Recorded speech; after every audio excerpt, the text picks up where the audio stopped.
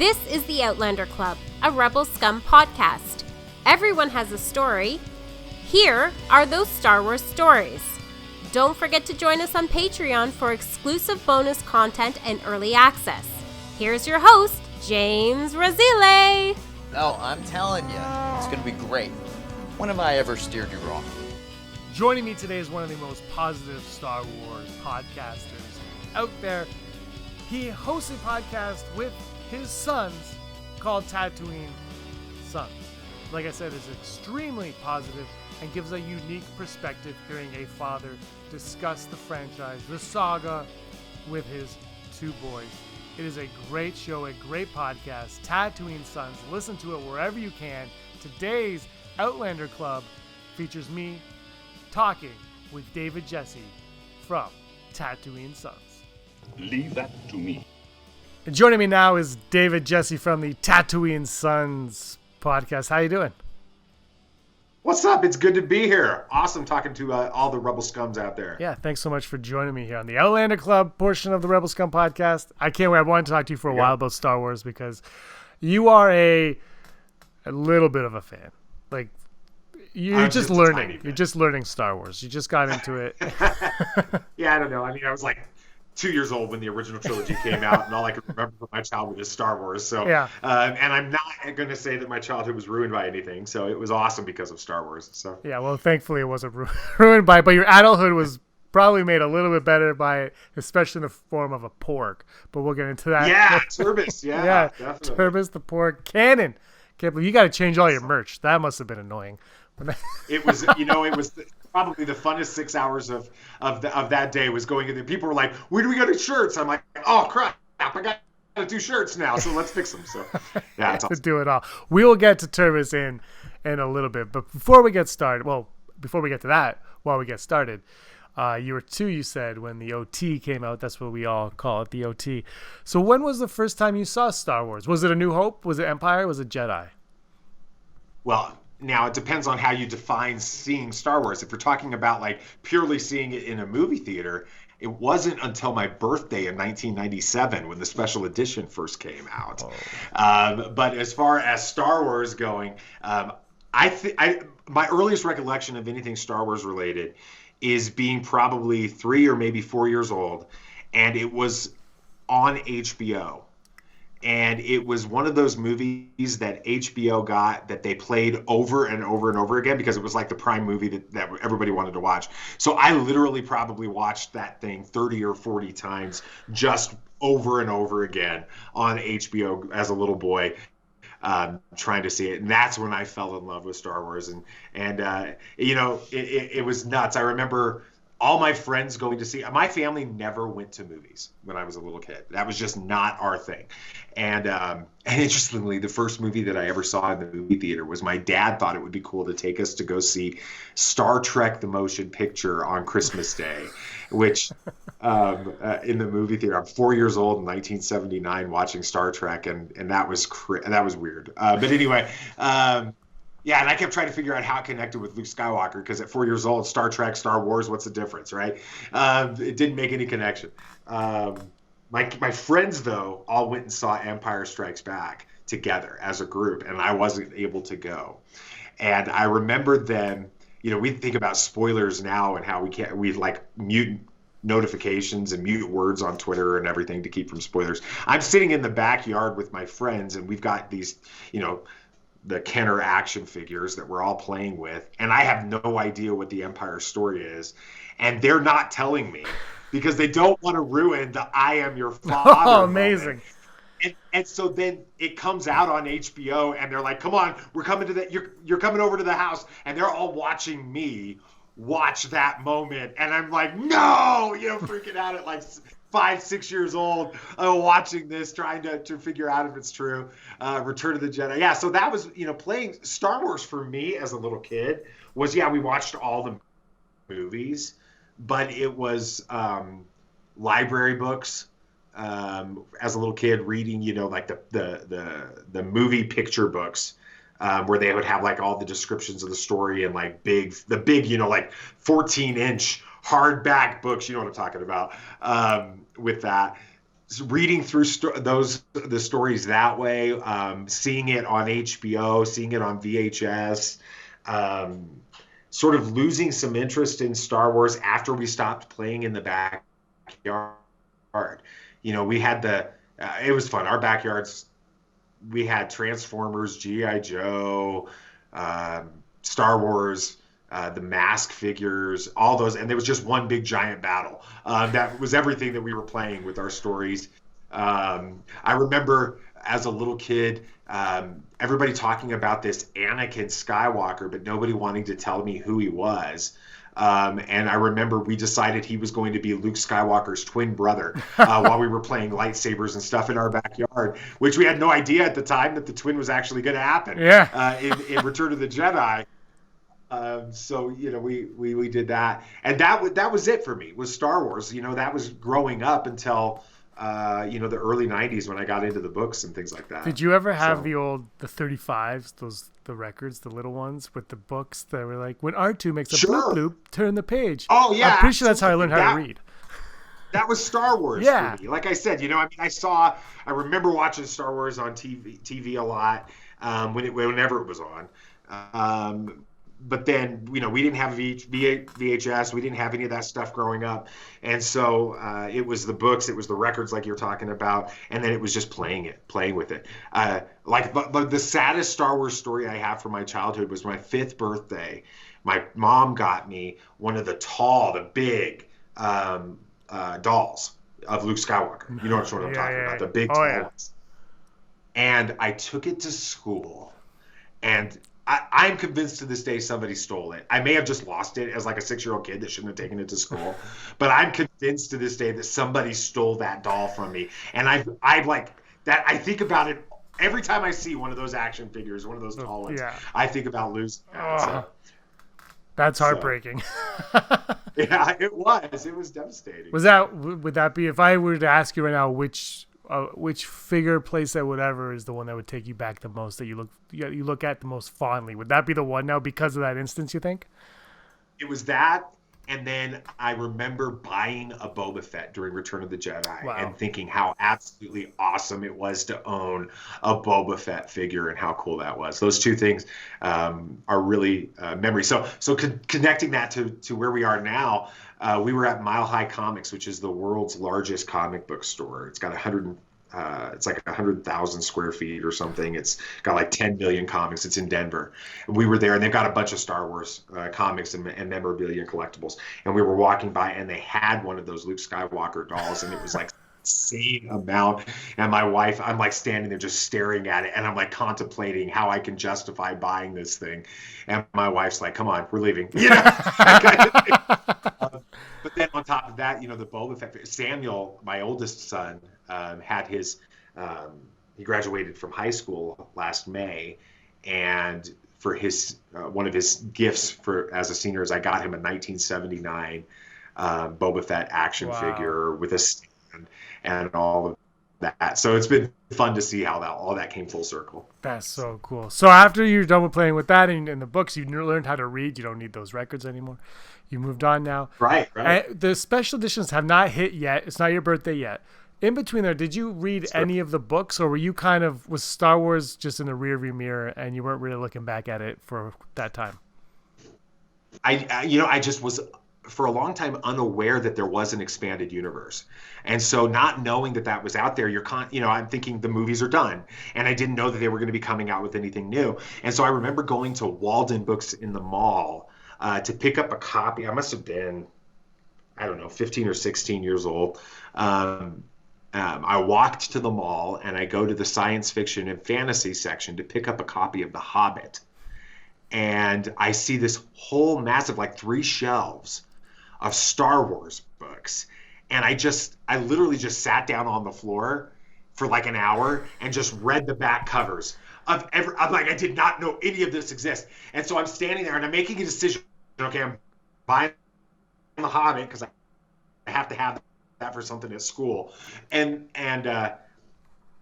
I'm holding in my hand 2 different Star Wars novels, and the first one is Truce at Bakura because it's taking place literally like weeks or something following Return of the Jedi. So I'm thinking, well, this is the next story that I want, right? And I'm reading it, and it sounds pretty interesting, and I never bought that one. The other one I'm looking at is Heir to the Empire. And I made the decision to get Heir to the Empire with Timothy. So I must have been older than that. I don't know, what year did Heir to the Empire come out? It was like 92, I want to say. Yeah, so I was a bit like a senior in high school with that. So I was 16 probably because I started school a little early. So yeah, I'm sitting there and I'm reading that, and I bought Heir to the Empire and went home and I like read it straight through all night long. Timothy's on, loved it, found out that there were 2 more, ended up getting those. And then, it was some of the audio dramas. I remember getting some of the, I ended up going back and getting Heir to the Empire as an audiobook. And it was cool because it was Dennis Lawson that narrates that. Oh, nice. Wedge Antilles. Yeah, and so that was pretty cool. And then some of the Dark Forces, or the Dark Empire, that's it. The Dark Empire comics. They had created audio dramas of those as well. And so I picked up some audio dramas of the Dark Empire series and some of the craziness that went on with that, and the clone Luke and all of that. And then I moved on. It was college time. It was time to move on with my life, and I always wanted to buy more stuff and read more stuff, and I just never did. And then I guess Christy and I were engaged, and that was probably the next big Star Wars thing for me. We were engaged. We were living in Alabama, and we went to some movie, and they showed a trailer for a special edition of New Hope, and I could not believe it was coming back to the theaters. And we were joking before we started recording, but my wife absolutely can't stand Star Wars. She has no interest in it whatsoever. The only interest she has in it right now is the fact that she better talk about something Star Wars related, or her family won't talk with her about anything. And so that's unfortunate. So for my birthday, it was coming out. It was released, because that's just before Thursday evening releases and any of that kind of stuff went on. And it was coming out on my birthday, A New Hope. And so that was what she bought me for my birthday. We went and saw A New Hope special edition, and I loved it. Everybody likes to throw things under the bus now with the prequels and Last Jedi and sequel trilogy and special editions, and it's sort of become a hobby of criticizing anything Star Wars related. But I loved seeing Jabba the Hutt in there. I loved seeing Boba Fett in it. I loved, instead of it being like 3 or 4 X-Wings, there's 30 or 40 X-Wings flying across the screen, and the colorization was better. And I had purchased the VHS of the original versions. I had purchased the 3-pack that's so famous about that, with Darth Vader on the box and all that.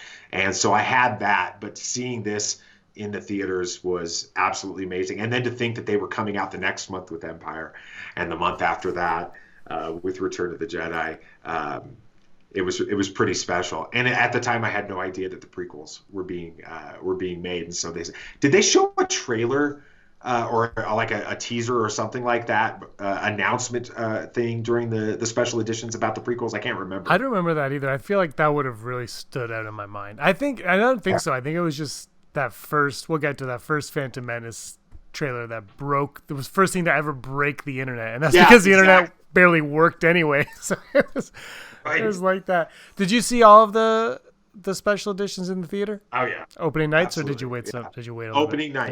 Yeah. Went to opening nights for all 3 of them. And again, that's it. That's Star Wars is over. You've had a chance to see that. I was actually selling websites to businesses, and so internet was like a really big deal in my life when the Phantom Menace broke the internet, and I thought that was cool. You were just like, my job's done, there's no internet. But it was, I remember sitting there with dial-up trying to get that thing to play. On this crazy thing out there. What was it, YouTube? No, I don't think that was out yet. I think it was just on QuickTime, wasn't it, where you had to go to apple.com, and then you scroll down, and they had these the good old days. It's loading, let's go for a walk, get some dinner, we'll come back, we'll watch it tomorrow night. Exactly. That's how it was. I agree with you though. Jabba the Hutt in A New Hope, I love that. I don't care. Han walks over the tail, he doesn't look that, I don't care. It's Jabba's in A New Hope, whatever. I'm fine with all of that. Exactly. Now, do you remember where you were when you found out that there were going to be prequels? trying to remember specifically where I was. Yeah, I can't remember the exact situation. It was in this weird period of life where I was having to be an adult for the first time, and I had just gotten married, and life was like taking on this whole new dimension at the time. And so I remember seeing the trailer. I remember hearing about it going. We saw, was it the Benjamin? What was the Meet Joe Black? Meet Joe Black, yeah. That was I remember Christy and I went and saw Meet Joe Black. I'm not sure if that was because she wanted to see that or because I talked her into it, because it had the Phantom Menace trailer in front of it. But seeing Jedi function like you always dreamed Jedi would function, even in the trailer, and the scenes on Naboo with the battle droids and the massive armies and all of that, it was. It definitely reawakened my love for Star Wars in a really, really powerful way. To think that we were going to get 3 more. And then, you have the internet. And so at this point, I'm all over the internet, scouring, trying to find out anything. I had remembered hearing at some point that they had talked about Lucas's original desire was to do a prequel and then a sequel. So I'm trying to find any information as to whether or not that's still in the plans to do a sequel trilogy and all of that, digging in with it and everything. It was a lot of fun. So it was great. And Meet Joe Black was like a 3-hour movie. Still less time to watch that movie than to download the Phantom Menace trailer at home. Absolutely. Yeah, it was a good time. So you're excited for Phantom Menace, obviously. Did you see it opening night? Did you wait a couple of days? And what were your initial thoughts of it? Because like you said, it was cool seeing the Jedi do what we all wanted Jedi to do. But, these movies, they have caught a lot of flack over the years, especially when it was released. I went with my buddy Matt Weisgerber. I remember in detail that evening. It was opening night. I went to work and could not think all day.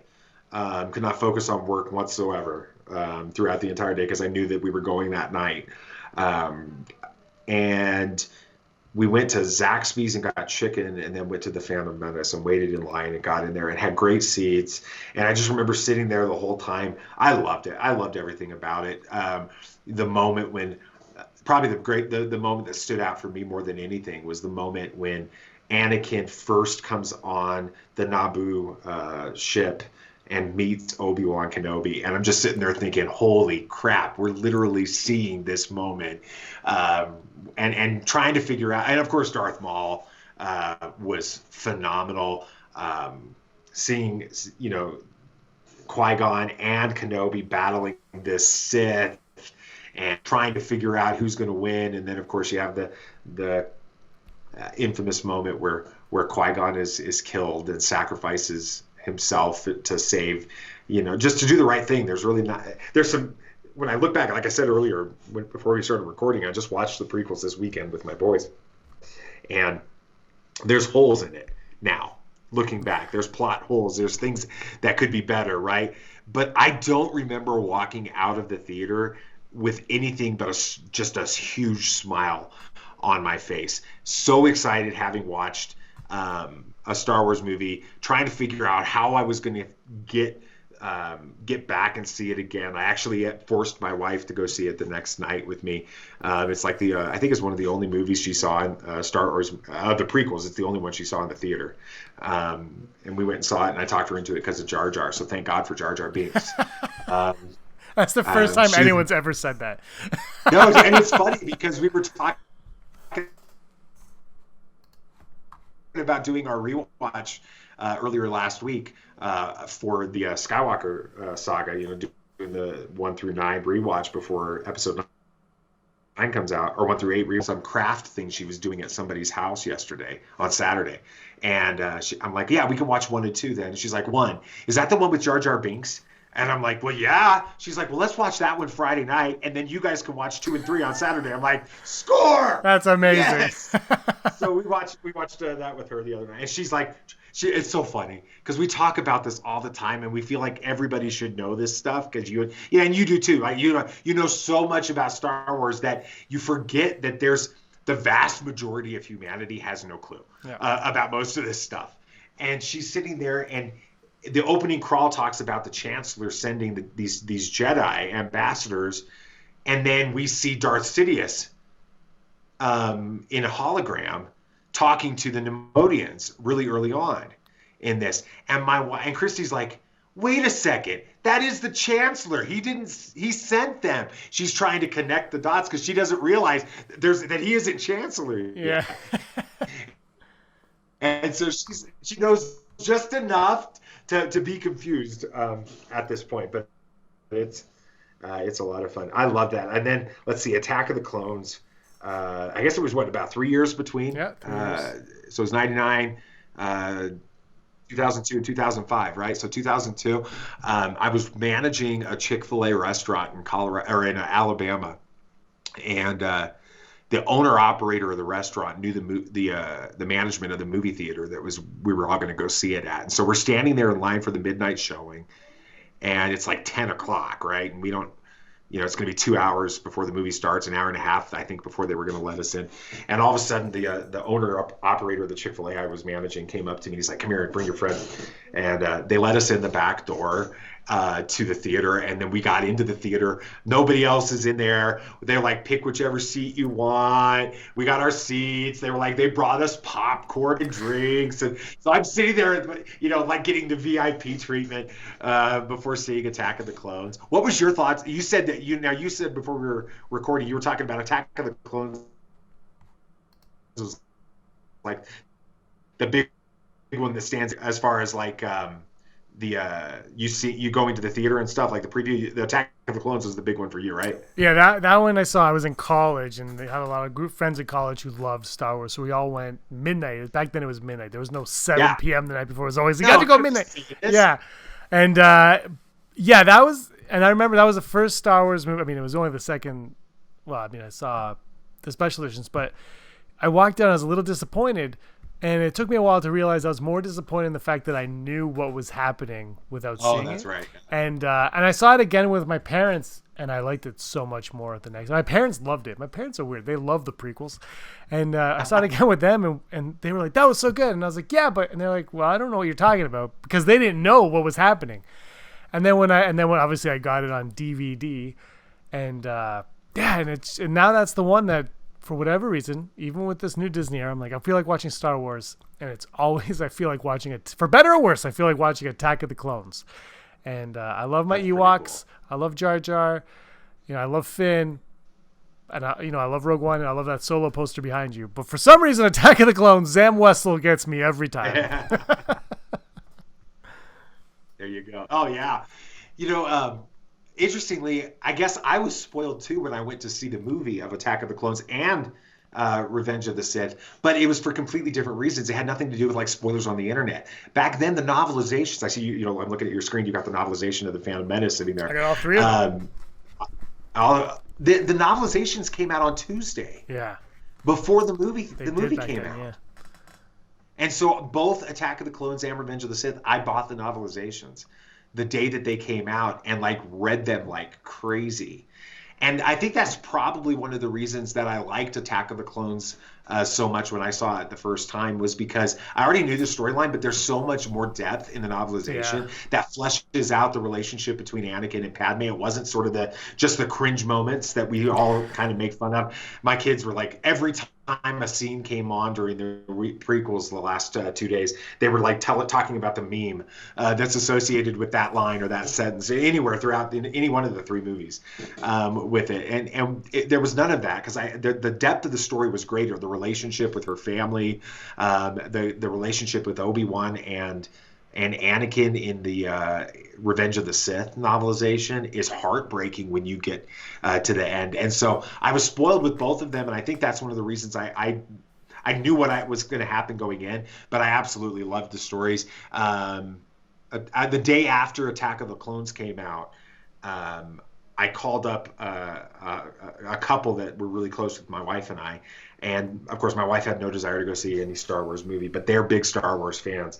And so I remember being in the theater with them watching. I wanted to see their reaction the next day when I watched it the second time. I wanted to see their reaction to Yoda battling Dooku at the end, because when we saw it the first night, I don't know if it was like this in your theater. People make fun of it now, and some people criticize it, but I loved it. I thought it was awesome. It was Yoda as I always thought Yoda should be, and so it burst into a standing ovation the opening night when we saw it in our theater, and I'm sitting there watching these guys watch it again the next day for the first time and wanting to see their reaction, and it reminds me a lot of my friends watching my reaction to the "I am your father" moment, waiting to see what's going to happen and that kind of thing. I just watch. He walks in with that, limps in with his cane like he's all old and all, and they're like, "Oh, what's going to happen?" You could tell, and then all of a sudden they're just clapping and laughing and cheering and all this other stuff. It was so much fun. I loved that. I think Dooku was fleshed out a lot better in the novelization as well of Attack of the Clones. So and then I think that I was trying to really go down the rabbit hole of spoilers between 2 and 3. And I kept finding these websites that were speculating about Kenobi and his relationship with Anakin and Padme. And there were some crazy theories that are still out there today about Kenobi had some type of a relationship with Padme, which is what causes Anakin to lose faith in Kenobi and all this, and of course that doesn't really happen in the books. But trying to remember, I could not get tickets to our local theater for Revenge of the Sith opening night. It was sold out by the time I went to go get tickets. So I drove 45 minutes to the only theater that I could find. I kept calling, "Do you have any tickets? Do you have any tickets? Do you have any tickets?" And it was before Fandango. I guess it's hard to believe that we lived before the internet. That's not true. Really took over everything in our lives. Our kids wonder what's going on. Somebody the other day, I do a sales training, and I did sales training for some inside sales reps, and we're talking about hang-ups. When somebody hangs up on you, and this 20-something-year-old kid asked, "What does that mean?" And I'm like, "Well, that means that they hang up the phone." "Yeah, I know, but why do you use the word hang up? Why do we say that?" And it's because he didn't understand the way old phones work, where you literally hung the receiver on there. And he was like, I'm like, "Oh, well, back when I was a little kid, we had these phones, Yeah, anyway, so so I drove across town and I got tickets and saw that. I had, let's see, that was 2005. So both of my kids were born by the time that happened. My oldest, Sam, was 3 or 4. Sam was 4 and had not cared at all about Star Wars at this point. It was Transformers. That was the only thing that mattered in his world. And then my youngest was just 3 or 4 months old. So I no excuse not to love Star Wars already. Just no excuse. Well, I mean, it was actually fun how they got involved. We'll talk about that, I'm sure. But let's see. I watched it all by myself, 45 minutes away, and then I felt guilty for going that far to go watch a Star Wars movie. And because we didn't have the money for gas and all that at the time. And I did it anyway, and I gave up a Thursday evening, an entire Thursday evening to go do all that, and to get home till 4 a.m. and all this kind of stuff. And so on the way home, I stopped by the only 24-hour Walmart in the area that we went to, and I went to the toy section, and I bought my oldest, because my youngest I knew wouldn't care, but I bought Sam a Kit Fisto action figure, and because I thought that's a cool looking character, and I gave it to him the next morning, and he was like, "I don't like it." I was so mad. I don't like it. I'm not. It was not a good dad moment for me. You ungrateful little kid. He's 4 years old. I'm shooting him out of being ungrateful. You're moving out. I love Kit. Right. I love Kit Fisto. I want to get. My wife's allergic to cats. I want to get a cat though and name my cat Kit Fisto. I really think that would go over well, and they might cure her allergy. You just go Cat Fisto. We're good. There we go. We'll do it. Do you have? Let's see. I know which one it is because you told me. But of the prequels, do you have? Which one is your favorite and why?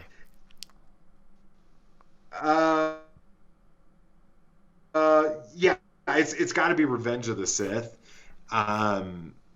Originally, it was my favorite because, like I said earlier, I'd read the novelization and the story between Kenobi and Anakin in the novelization. It's played out really well on Revenge of the Sith, but it was so much more informed by the novelization that I absolutely just was gripped by two moments that always grab me every time I watch it, even yesterday as we watched it again, is the last time Kenobi and Anakin see each other before Anakin turns to the dark side. So it's they're walking through the Jedi Temple, and Kenobi is getting ready to go to Utapau to go try to capture or defeat Grievous. And they're standing there, and he's in the ship, and they're like, "May the Force be with you," and they both say it. And knowing what's going to happen in the story, when I saw that on the big screen, I'm like.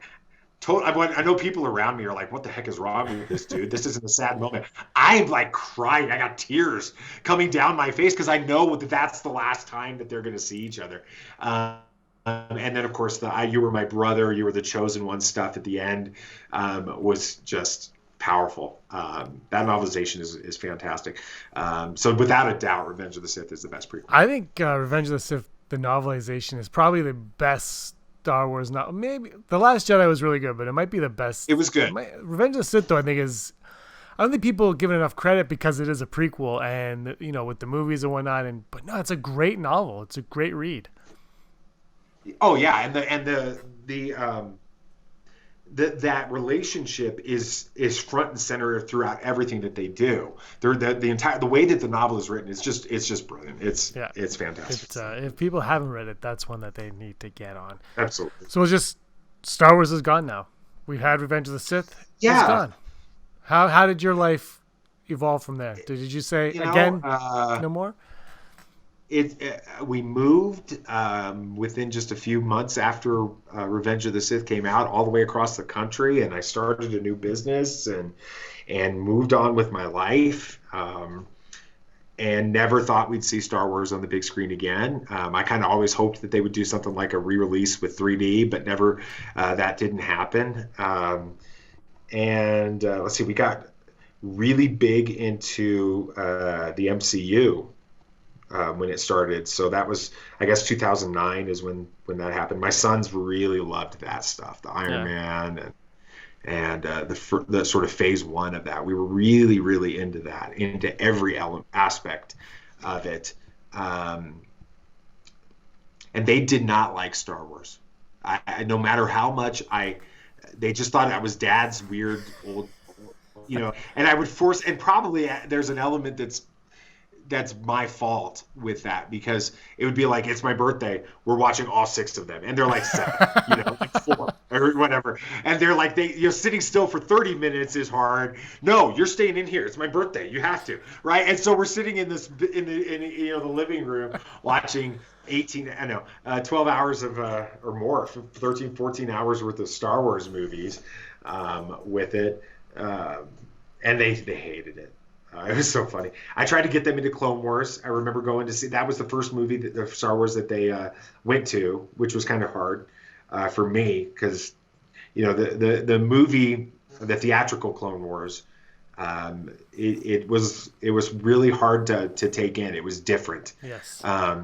And so that was rough. They loved that, and so I thought we could get them into the Clone Wars, but we kept losing track of the episodes and trying to find the format. I think that's a big. I don't criticize much that Lucasfilm has done with Star Wars. I'm a pretty easygoing fan, but releasing that in an episodic format on TV versus a chronological format was weird. Yeah, we do a show. We do a show for our Patreons called Cloning Around, which we just rewatch the Clone Wars, and we're doing it chronological. And every time, I'm like, I don't. Why was it released? I don't get it. I don't know what their focus was when they started it. It was almost like, we'll just tell a bunch of stories, and then eventually they're like, wait, and then they found their footing a bit. But yeah, it is a little bit bizarre. Yeah, it's all over the board, and so it's hard to figure out, what's going on. We come from a world where series are chronological and everything is building on top of each other, and this one wasn't, and it wasn't making sense. So we'd lose focus, and I remember sitting with them, they're little, but trying to figure out, did we miss an episode? Trying to understand what was going on in a story, and so we lost interest in it. And that was, that was the way it was. Then they made the announcement about Lucasfilm and being bought by Disney, and that reawakened everything for me. I guess that was 2012. Yeah.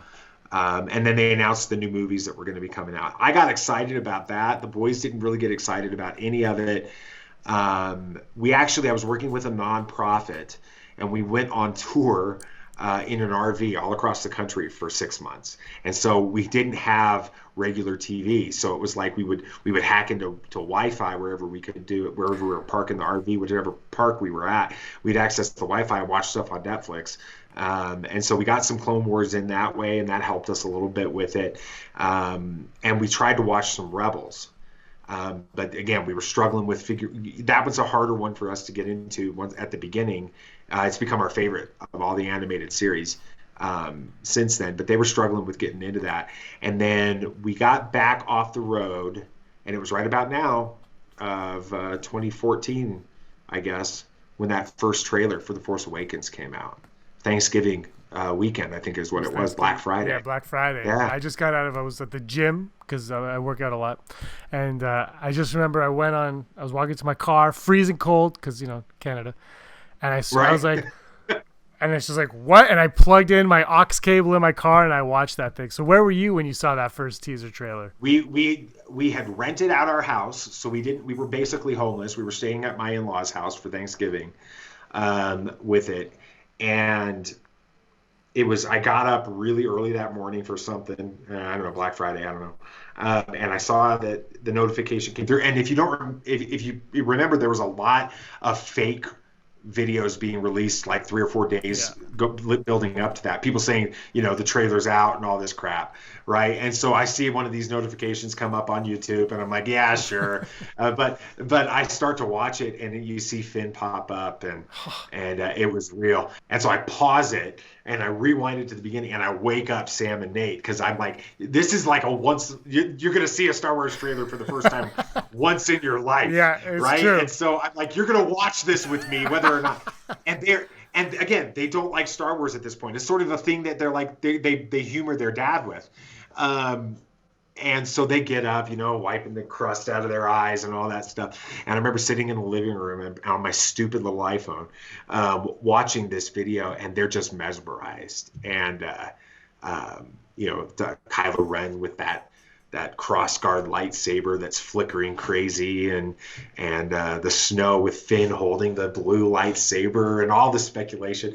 And we get done watching it, and this is like the first time I could see the light bulb went off that this is Star Wars with those boys. And they were like, let's watch it again, Dad. And so we round it, and then we just like talked about Star Wars the rest of that day.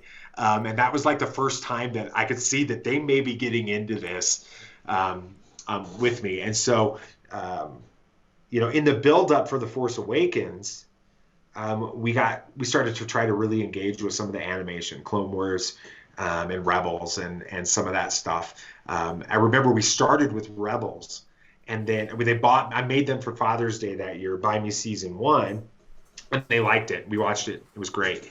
And then I was like looking in the store at the cover art for season 2, and there's Maul is freaking standing on the cover art, like talking about a spoiler with this. I'm like, how the heck is Maul in Rebels? He's dead, right? So I'm on the internet trying to figure out how this happens, and they're like, Clone Wars. Everything keeps saying Clone Wars. So I'm like, we can't get season 2 yet. We've got to go watch all of the Clone Wars.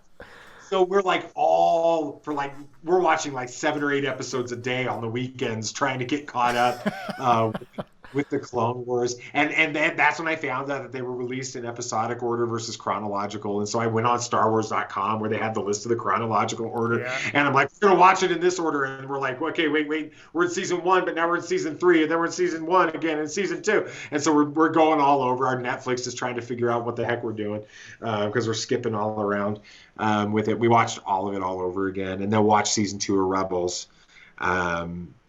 And then the tickets went on sale for Force Awakens. We got opening night.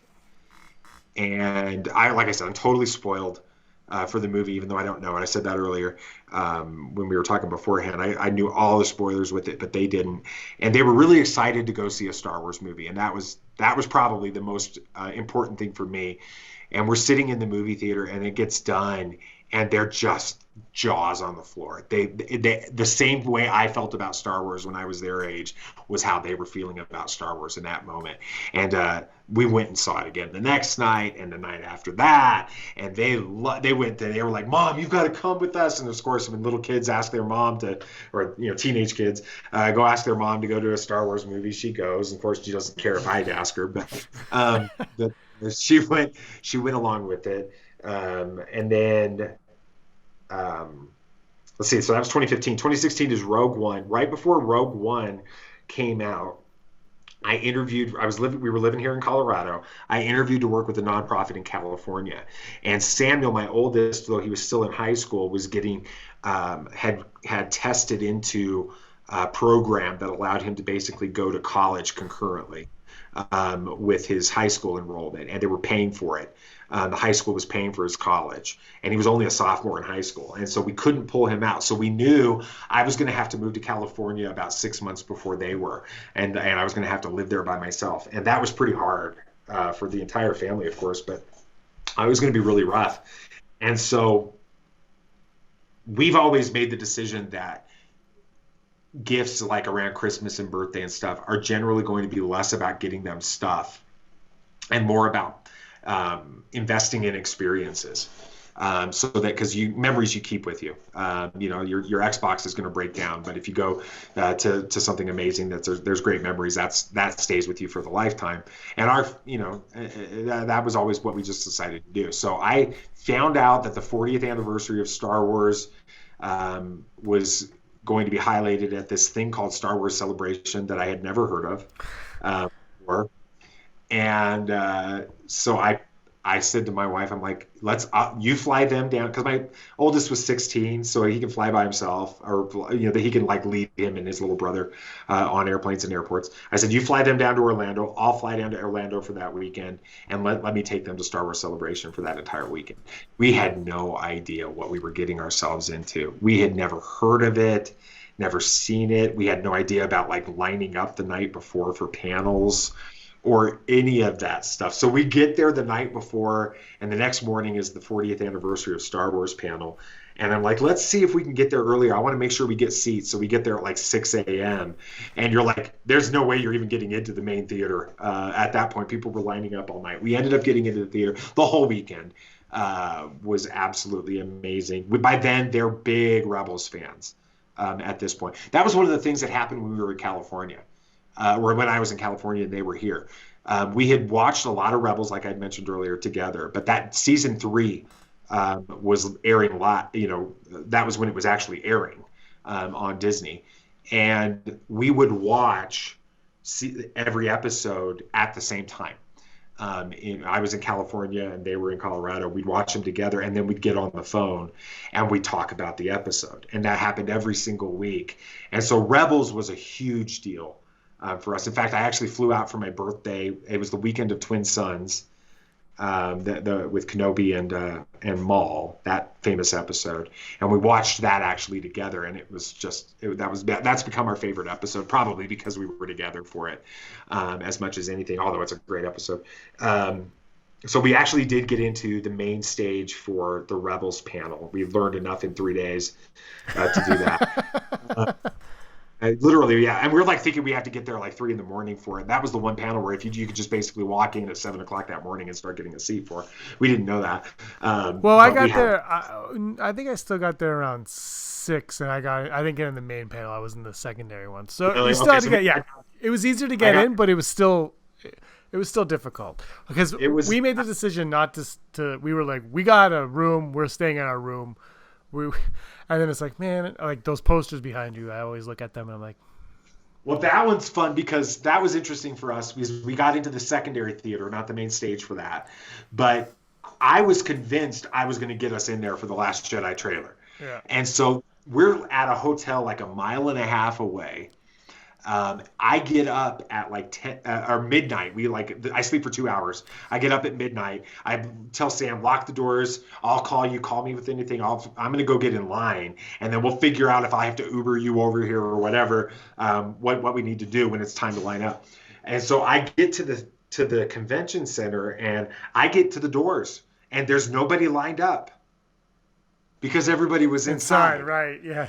And they had started lining up at 4 p.m. and I didn't know it. So again, I'm getting schooled for this thing. I'm sitting there. I'm literally sitting there thinking, I am the first in line. I am the first in line. And then the security starts explaining that there's thousands of people inside. And I'm like, I'm so disappointed. And then people start lining up. And there's like thousands of people lining up behind us. At about 4 a.m, I'm still trying to figure out how I'm going to get Sam and Nathan, because I'm not going to have them walk through Orlando in the middle of the night with it. And the people in line with me, they're like, I tell them about my sons. They're like, where are they? I'm like, they're at the hotel. And they're like, do you want to go get them? And we'll hold your place in line. That's cool. And they were really cool about it. So, we got that poster and saw that panel. That was pretty cool. But that's where the podcast idea started. Yeah. Was in line for The Last Jedi. Because Dominic Jones, another good, Canada guy, Toronto guy, Dominic Jones from the Star Wars Underworld, came up to Sam while I was taking Nathan to go get something for us to eat, and started talking to Sam about his experiences at Celebration. And they had this really great conversation. And so Dominic says, I think I'd like to have you come on our show. We're going to do an episode about fans' first experiences at Star Wars Celebration. And this, you're well spoken, so much better than his dad.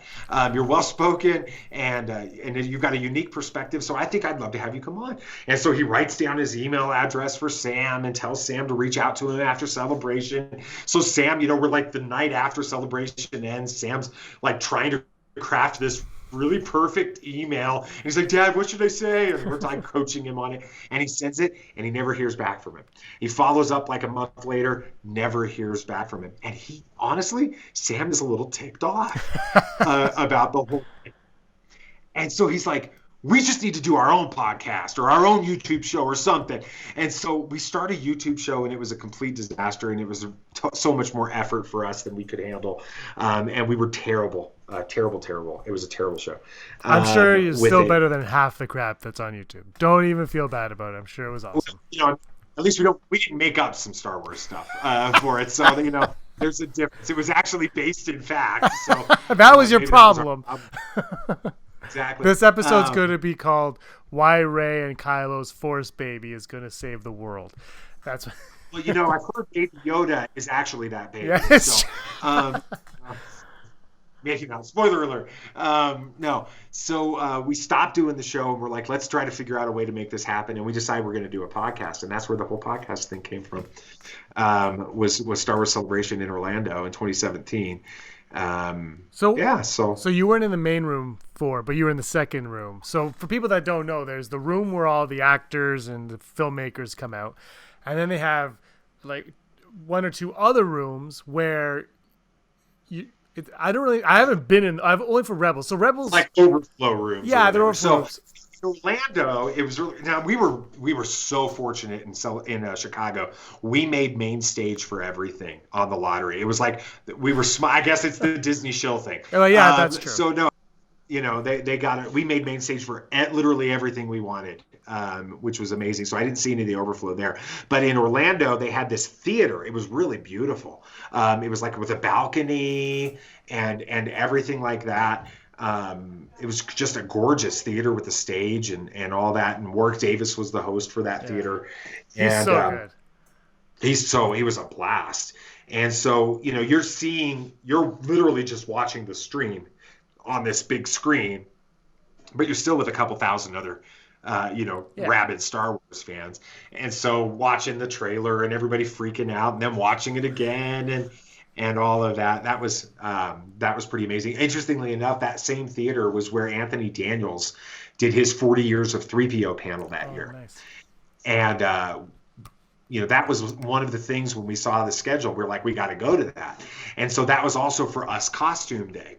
So I'm wearing, a pretty traditional Star Wars cosplay, Jedi costume and all of that, which is easy for me to get around the show floor with. Yeah. But Sam and Nate decided to get, Samuel got, those dinosaur inflatable costumes? Oh, yeah.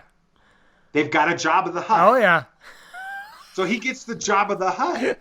So he's wearing that around the entire show floor and trying to get into the theater with this. And Nate had a BB-8 costume, a big one like that. And so we get into the theater, and what's the guy that does the hype? Oh, I know who you're talking about, but I can't think of his name. Is that his name?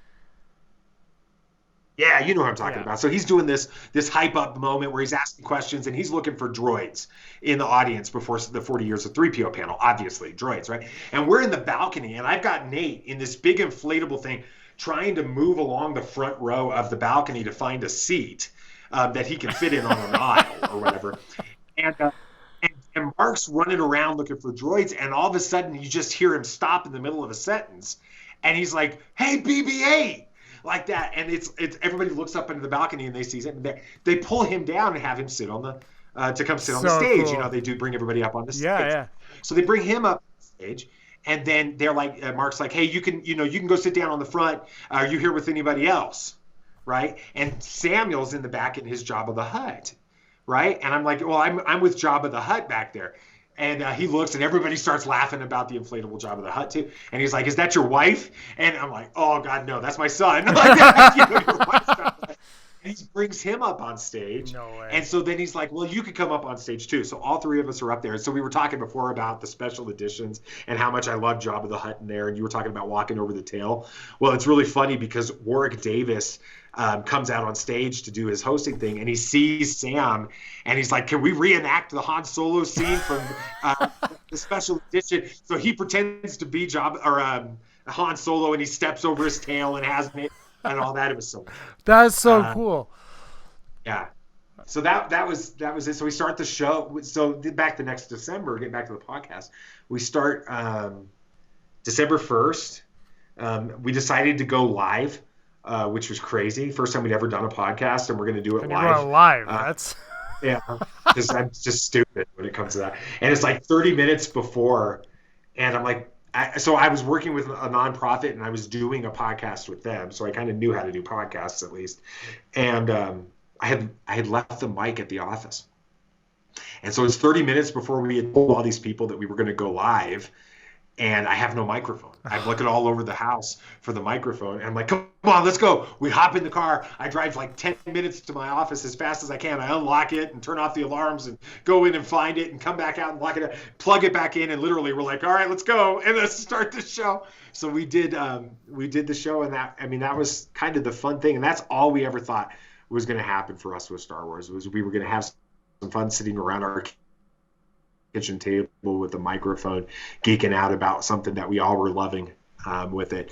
And then things kind of took a crazy turn in January. So this is, we loved The Last Jedi. That I mentioned to you earlier, Last Jedi is my favorite of all the Star Wars movies. I love the reality that every single character of any significance in this film fails in their mission, their primary purpose in the film, they fail, which I think is a really powerful lesson for me with, having two sons. Instead of teaching them that life's all about, it's all going to work out. Life is going to be a lot about failure, but it's about not giving up. And so this has become such a powerful story for us.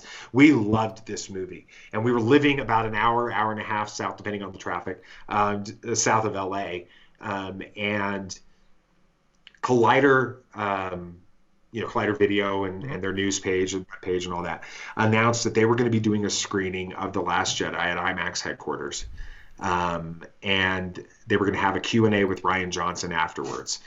And it was a lottery pick, or actually Stephen Weintraub, who's one of the heads of Collider, was going to pick the people from that submitted their applications to be in the audience for it, and you had to fill out an application with like an essay and everything as to why they should invite you to come out and all of this. We found out later that 1,500 people had submitted essays. They only had 150 total seats.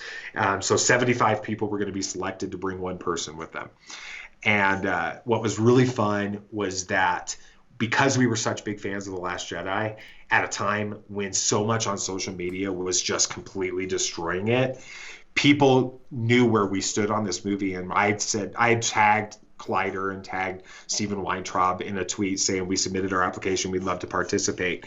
And people just jumped on it. And people that did like The Last Jedi started kind of going after them and encouraging them to invite us. And when we got the invitation, for really kind of fun dad moment for us. There's 3 of us, and they only give us 2 seats.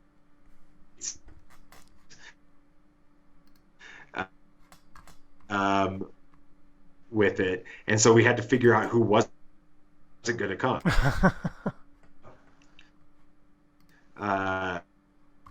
With us. And my oldest was like, well, Nathan needs to go. Dad, I know you have to go because the ticket was given to you to stay home and do some days. Let's just get him in the car and take him and see if we can get him in. And so my wife drove her car separately all the way up from Temecula to L.A. in rush hour traffic in L.A. just in case my son couldn't get in to take him home. Wow. And then we get in the line, exactly, in the line, and there's this lady that's by herself. And so we ask her if she has her +1, and she's like, no, this person backed out. And so we explained what was going on, and she's like, yeah, he could be my +1. And so Sam got in for it, and we loved it. And it was so much fun. The movie was cool. Then the Q&A happens, and I've got a marketing background. So I understand the importance of like hoarding attention and taking advantage of opportunities like that. So the first question, I'm like, my hand is in the air, and I ask the absolutely most absurd and stupid question. I ask whether I'm the first person that's called on, and I ask, they ask me if I asked Ryan what the name of the porg, or what if Chewie actually ate the porg on the Millennium Falcon. Right? Great question. The one that roasted, right? And he's like, no, he didn't eat it, and it was kind of stupid and fun. So about 45 minutes later, I look at my youngest, Nathan, and he is such an introvert. Like he's great on the podcast, but getting in a crowd, he clams up and he doesn't want to talk. He's nervous in that situation. And I look over at him, and he's like, he's got tears coming down his cheeks, and I'm like, dude, what is your problem? Like we are at IMAX headquarters. Watching The Last Jedi with Ryan Johnson sitting right there. I'm like, scolding him, Dad of the Year moment again, right? And I'm like, what is your problem? He's like, I have a question I want to ask. And I'm like, so ask it. He's like, I'm scared. And I'm like, well, either you're going to get over your fear and ask the question, or stop your crying, because you're not going to sit there and ruin the rest of the night because you don't feel, again, maybe my parenting style isn't the greatest. But what was really cool was then Stephen, a few minutes later, says, Stephen Weintraub was hosting it. And he's like, we're going to ask questions for about 5 more minutes.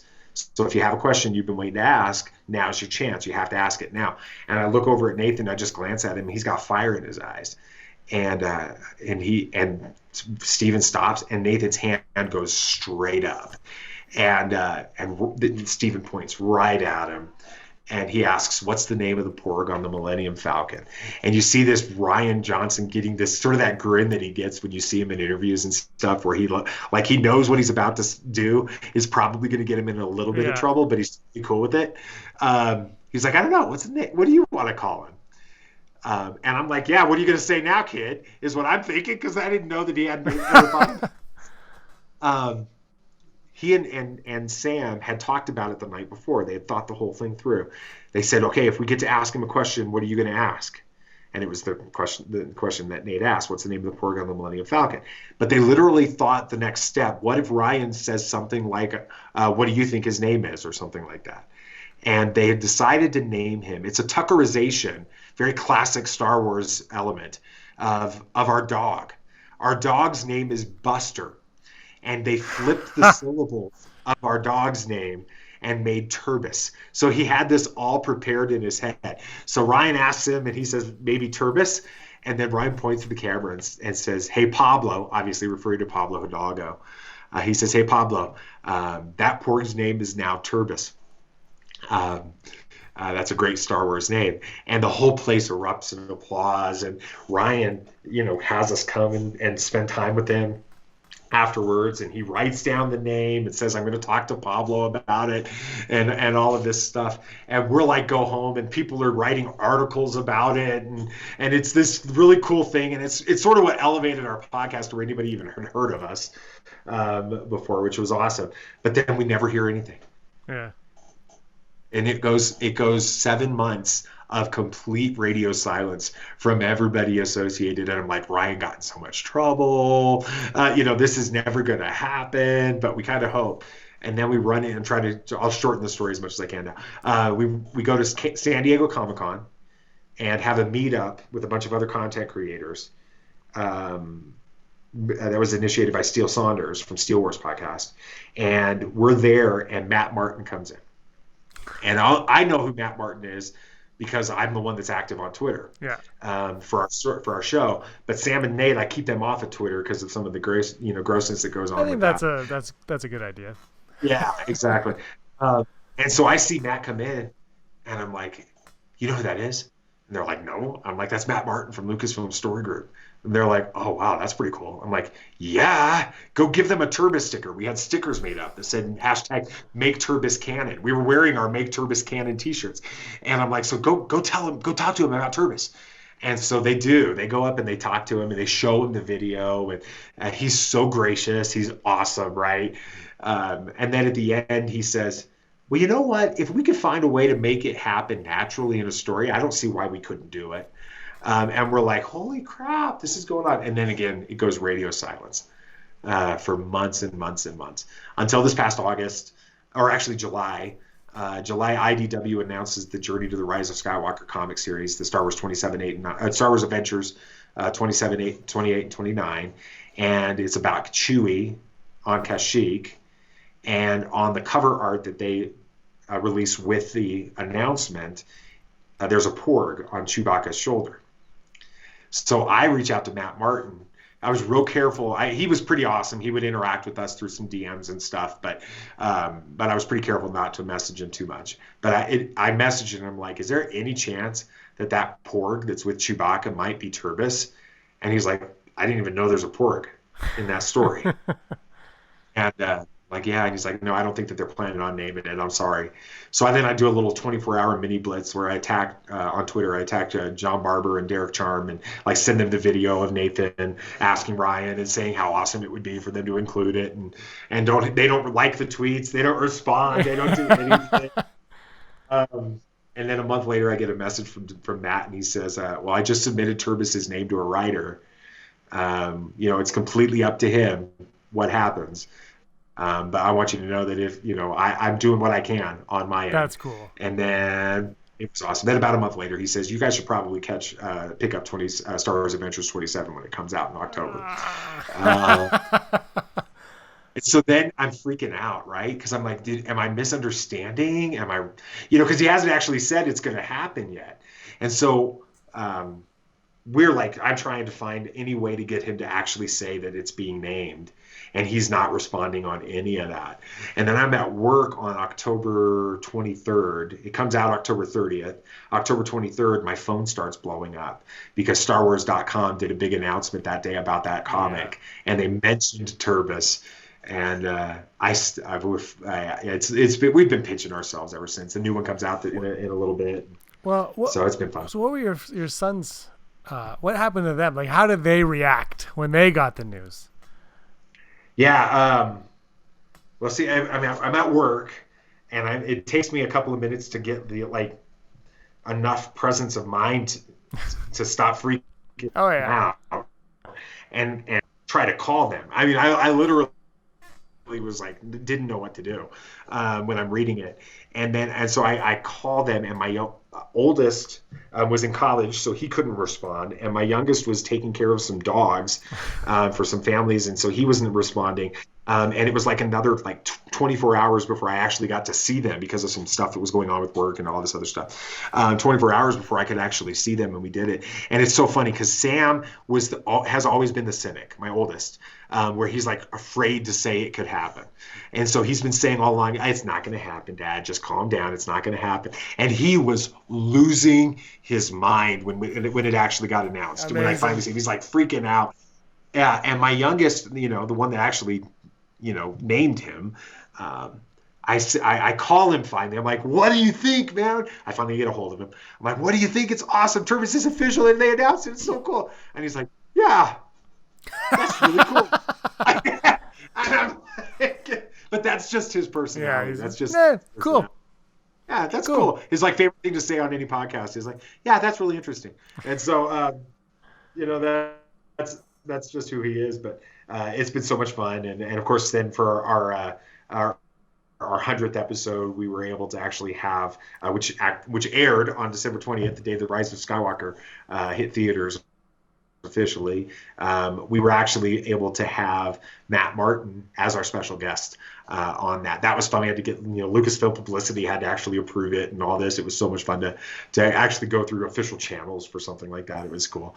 But he came on and he sort of told us his side of the story when it comes to how it happened, which was awesome. And then of course for that episode, the things that Star Wars has done, or that we've been able to be a part of because of Star Wars, has been amazing. Another person that's on that episode is Paul Hirsch, who is the lead editor for the original Star Wars 1977, won the Oscar for it. And so Paul Hirsch came on to talk about editing, but and telling some of the stories about Star Wars and how he got involved in it and stuff. So it's just been, we still pinch ourselves that we even get a chance to do some of the stuff that we've gotten to do because of Star Wars. And I gotta say, the Lucasfilm story group one, I get a lot of bad publicity or bad talk on Twitter and whatnot, but that is a great story to hear from that. It's very inspiring almost. He reached out to you to say, keep your eye on this issue of it. He didn't have to say anything. He never had to put his name on it or none of them had to do anything, and they did it. And that was just, it just speaks to their character, I think. Well, and think about it from their side of it, because this has happened since Turbis actually showed up in that comic and the announcement happened and everything. We've been inundated as a podcast with people trying to get things made officially named in Star Wars, or this thing added or that thing added or that kind of stuff. And they're like, can you help us? And we're just a stupid little podcast that has no authority whatsoever. And so, one of the things that Matt and us talked about on the episode was, this is a one-off thing. This has never happened in the history of Disney canon. Now, that used to happen like crazy in the Legends era. They had a thing on StarWars.com where people could submit names for things with it. And Matt actually ran that, I found out, for a while when he was working with that and stuff. But in the Disney era, this has never happened. Where they're so tight on trying to control the canon and the narrative and everything that they just don't do this. And it's never going to happen again, is what Matt said. And so for all of us to have been a part of that is just amazing. And we're really careful to tell people, please don't, there's the Make Solo 2 Happen movement, which we're 100% behind. We think that would be an awesome thing to have happen. It's one thing to tweet out that hashtag Make Solo 2 Happen. It's another thing to sort of inundate the cast and the producers and the directors and all of this, trying to get them to come on board. One of the things we had to be really careful of with Make Turbis Canon was that we weren't tagging Ryan and tagging Matt and Pablo and all of these people on things. You let it happen naturally. You let it get to them naturally. It was never going to happen if we pestered them. Exactly. It was more of, they kept hearing about the hashtags. So what you're saying is, I've come to the wrong person to try to make James canon in Star Wars. So this is over. We're shutting it down. I basically had to make a promise to Matt that would not be something we would ever be a part of again. It was so funny. We did get a chance to go to Lucasfilm in November last year. So Matt was so gracious when we met him at Comic-Con. He was like, hey, if you're ever up in San Francisco, let me know in advance if you can. And if I'm available, maybe I can take you and let you see Lucasfilm. And so we decided to move back from California to Colorado, and we like literally made a special trip to San Francisco so we could say we were in the area. We were going to be in the area at least. And so we did that. And while we were up there, there's a funny story with that. We were walking through the offices with Matt. He was touring us, and we were standing outside one of the big famous Matt paintings from Empire Strikes Back. It's Hoth, and the backdrop, the famous Matt backdrop. And we're standing there, and he's explaining that this was the actual backdrop for the movie and all this other stuff. It was so cool. And this guy walks by, and I know immediately who it is because I'm on Twitter constantly. Sam and Nathan have no clue who this guy is. And he's walking by, and he sees Matt, and he says, hey, Matt. And Matt's like, hey, Leland. And it was Leland Sheep, the Holocron Keeper on Twitter. And I go, hey, Leland. Like that. Just, because like, why not, right? Yeah. Just say it with confidence. I'm like, hey, Leland. And he stops. And he turns around, and he comes up, and he shakes my hand, and we start having this conversation. And I could tell immediately that he's the kind of guy that has so many people that think he knows them, that he acts like he knows everybody, right? So he doesn't offend anybody. So we're having this conversation like we're old buddies at this point, which my kids think this is the coolest thing on the planet. So they're like, who are you talking to? I'm like, and so we start having this conversation. He's like, tell me again how we met. Right? That's what Leland says. I'm like, well, we technically have. I'm like on Twitter, and then he gets this look on his face like, oh my God, I just stepped in it. And I'm sitting there thinking, I just stepped in it. And we're wearing our Make Turbis Canon t-shirts all throughout Lucasfilm. And Matt goes, oh, these are the Turbis guys. And Leland goes, oh, those guys. Like that.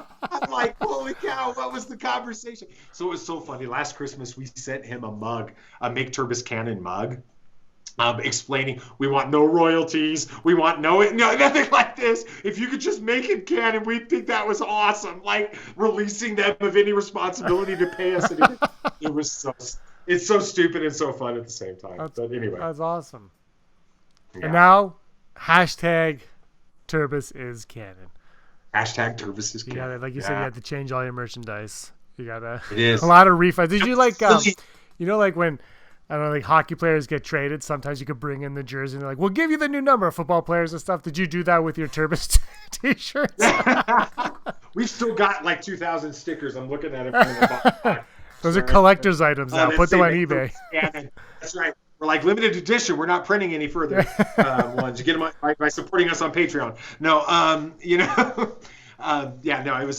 it's been super fun to see the whole thing happen. So we never really thought, even when Matt told us about the comic coming out, we didn't even understand the extent of how much he was actually going to be a central character in these comics.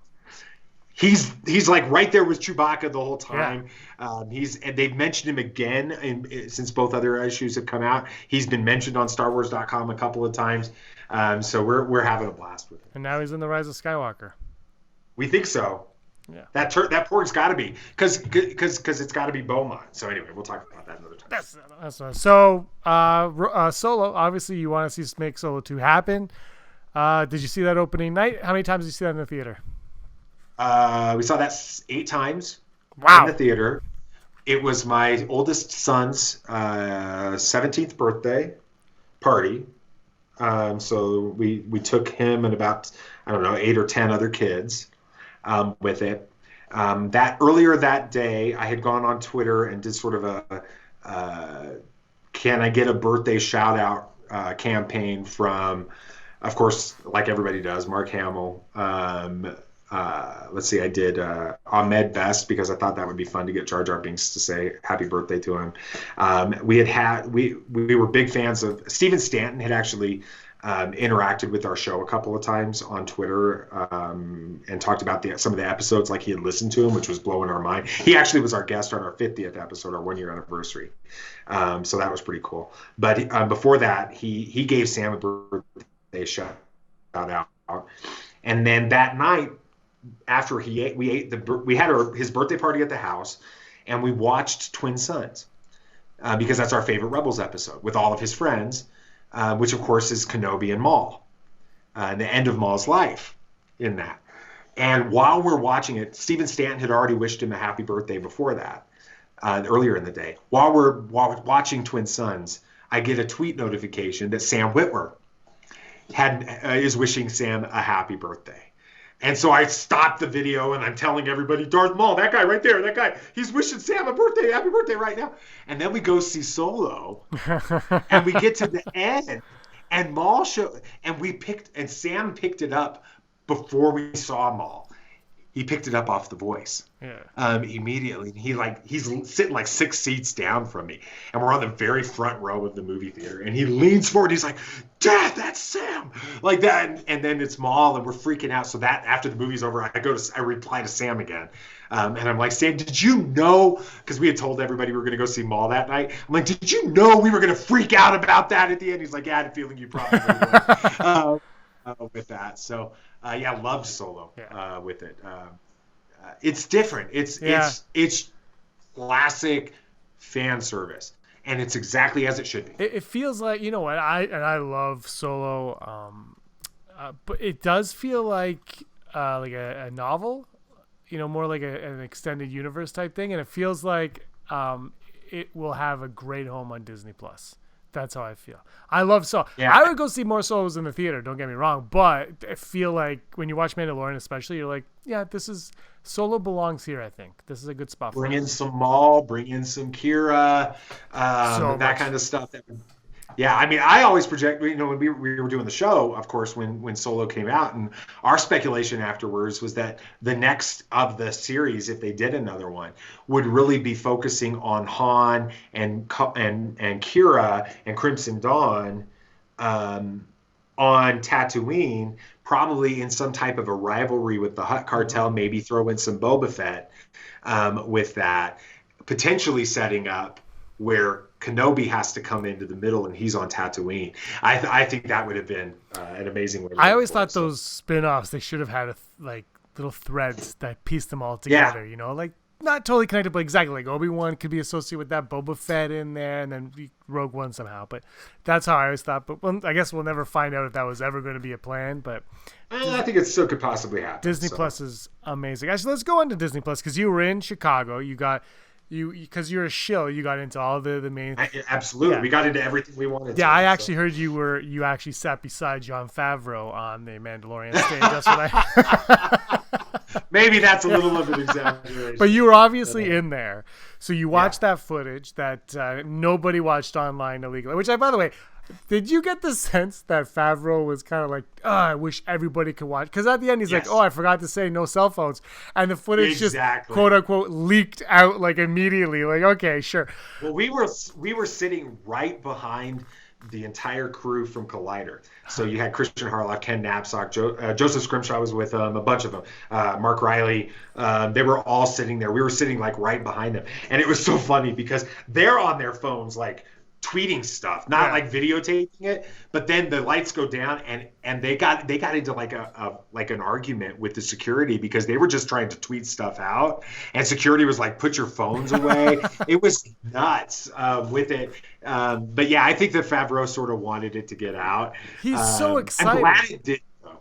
I'm glad it didn't, because it wasn't nearly the same level of production quality that the real series is, and I think it could have created some sort of real negative press for it. So absolutely, and also I've said this before: is I've been to Star Wars Celebration in Orlando, and I wasn't in the one in Anaheim or in Europe, I wasn't able to go to in Chicago. But I do feel, as someone who has been there and not been there, that for the people who spend their hard-earned money, take time off of work to travel to these things, I'm okay with them getting something that I can't get at home. I can stream everything, but sometimes it's like, yeah, it's nice to, especially if they're not going to give you a nice, beautiful poster like that. It's nice to give those people, but like it's not cheap going to these things. It's not cheap. And you're taking extra time off of work because Chicago was 5 days. So I think it's okay. Shut us down for a little bit, put us in the dark for a minute or whatever. We're going to see it in a few months anyway. And that was my perspective on it, who did watch the stream live. And I was like, oh, but I understood it and I was okay with it. But you knew that there was going to be an asset that he was going after, a puck, whatever it was referred to at the time. Did you have any suspicions as to what it was? Not in the foggiest. Baby Yoda blew our minds like he's blown everybody else's minds with it. I can't wait to see where this goes. We've got some crazy theories. We talk about them on our Mandalorian episode because it's we try to keep that pretty our main show spoiler free because we've got people all over the world. But that one's like all on spoilers. We've got some crazy theories that tie into all the way to the Clone Wars and forward into Rise of Skywalker, and it'll be fun to see how it all plays out. Yeah, I can't wait. We spoiler alert, we're recording this a little bit earlier than people are listening and watching it. So let's just talk about the very first episode of The Mandalorian. You saw a little bit, obviously, like I said, just you and your family's initial, just obviously you really liked it, but was it as dark and gritty as you thought? Was it as funny as you thought? Like, was it everything you wanted it to be or something else?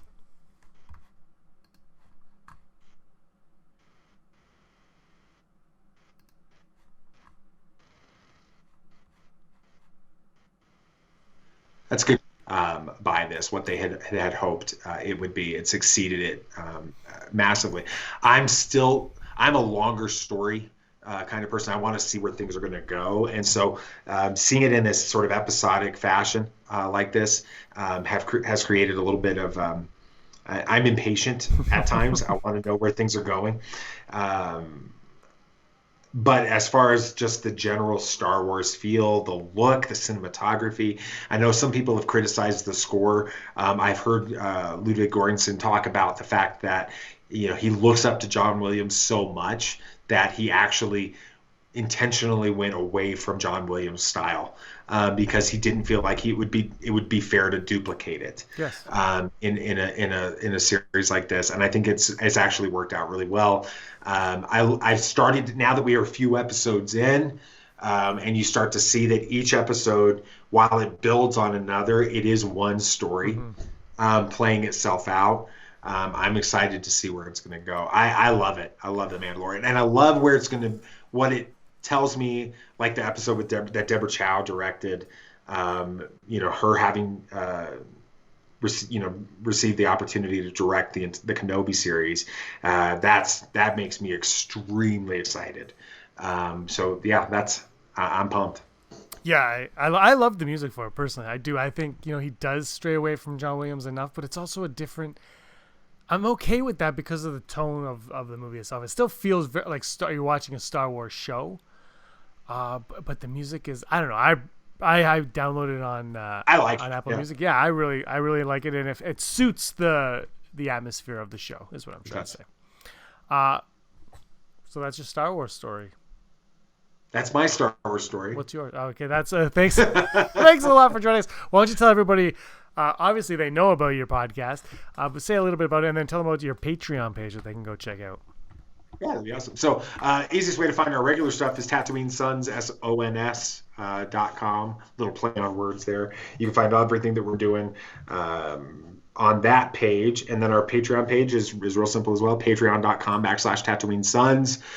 We try to build a little bit of a community around that. Our goal with our Patreon page is to try to take some of the online content and conversation offline.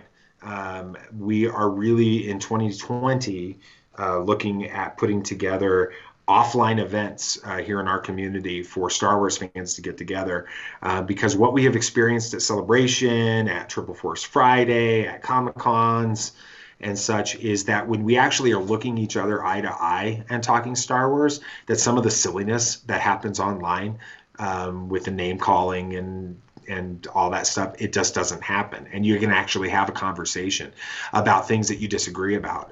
It happened. We did the Fallen Order release at GameStop, and there's about 50 people there. One of them was a complete Last Jedi hater. And before the show, he and I spent probably 15-20 minutes talking about The Last Jedi, and he's rehashing some of the stuff that you've always heard about The Last Jedi, and I'm sure I'm saying things that he's heard 1,000 times about why it's good, and there was moments of some tension in the conversation, but everybody was trying to be cordial and have a conversation about it.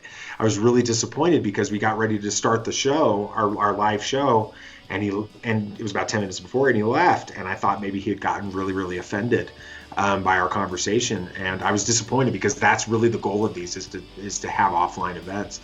And right as our show was starting, he came back. He had to go take care of something.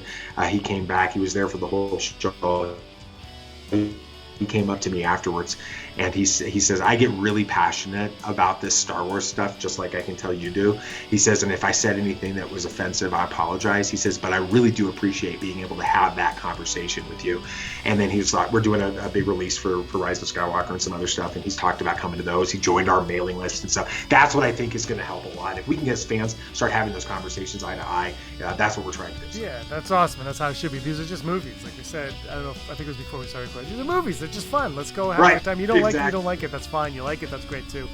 But there's no reason why we can't all just talk about them as civilized beings on this planet. Exactly. Yeah, it hasn't ruined anyone's childhood as far as I know. All right, David, thanks so much for joining me here on the Outlander. It was awesome hearing your Star Wars story. Hopefully we could do something else in the future. Definitely. Thanks for listening to my conversation with David Jesse from Tatooine Sons. Check out that podcast wherever you listen to your podcasts, all over Apple, all the Google, wherever you listen to it, it's there. Also check them out on Patreon. They are over on the Patreon. Check us out on Patreon as well. Thanks for listening, everyone. Music by John Norris. I'm James Gillet, and as always, may the force of others be with you. Yippee!